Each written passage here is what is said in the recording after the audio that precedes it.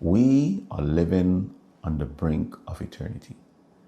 The signs around us tell us plainly that a great crisis awaits us. The Sunday law cannot be afar off.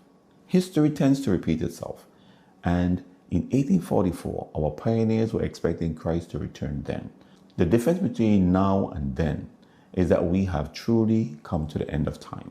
The final events are right before us.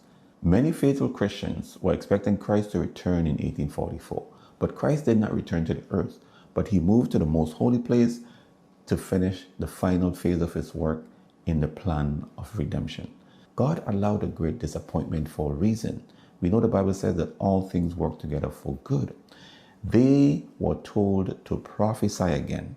In other words, they were told to go back and study the prophecies, go back and study the three angels' messages so that they may have a better understanding as to what had taken place in 1844.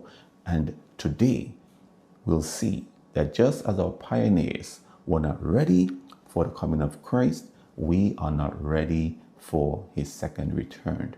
We ought to go back and study the messages, the three angels' messages that he had given to us to prepare us to stand true to him during the investigative judgment, when the judgment passes from the dead to the living.